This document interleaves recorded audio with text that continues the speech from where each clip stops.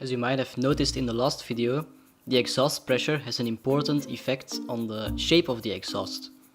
When the exhaust pressure is equal to the ambient pressure of the air surrounding it, the exhaust moves in a straight line.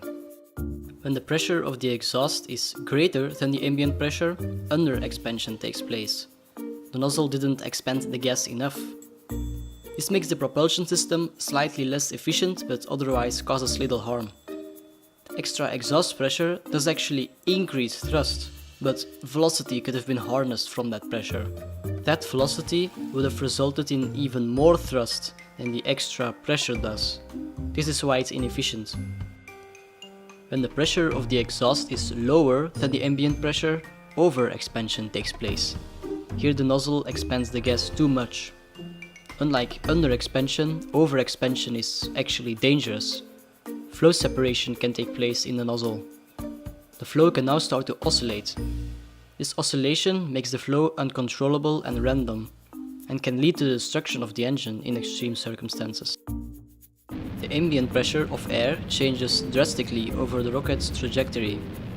At liftoff, the ambient pressure is around 1 bar.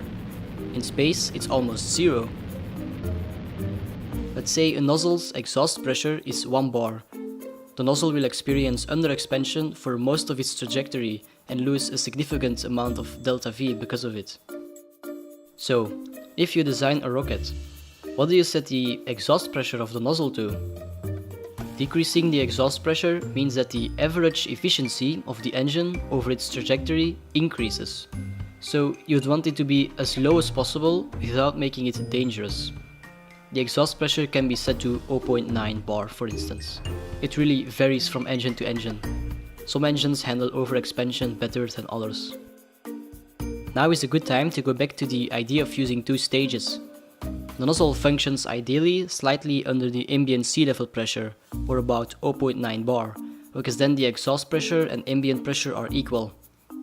As it's about to run out of fuel, it's in space. Here the nozzle is inefficient, causing it to lose out on some delta V. When the efficiency is needed the most, it's at its lowest. The solution is to use a nozzle for the second stage that is efficient in space, at essentially 0 ambient pressure. This is another reason why using a second stage adds delta V. Engines that function in space on a second stage, vacuum engines as they are called, tend to have significantly larger nozzles. Here's a comparison of the engines SpaceX's Falcon 9 uses. On the left we have the Merlin 1D engine. 9 of these are used for the first stage. On the right we have the Merlin 1D vacuum. One of these is used on the second stage. These vacuum engines have low exhaust pressure. The exhaust pressure is low so that it's very efficient, but not too low to make the nozzle so big that the extra weight significantly decreases acceleration. The primary characteristic where a sea level engine and a vacuum engine differ is in the expansion ratio.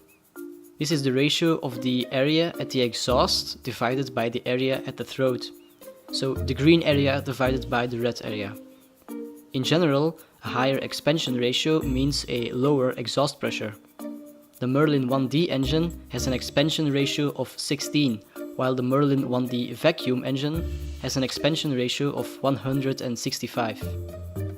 In the next video, we'll be looking at how the fuel and oxidizer make their way from the tanks to the combustion chamber. Thanks for watching. Feel free to like and subscribe in case you liked it. Click the bell next to the subscription button if you want to be notified when I upload a video. I also have a Patreon where I share all sorts of things. The link is in the description. I'll see you next time.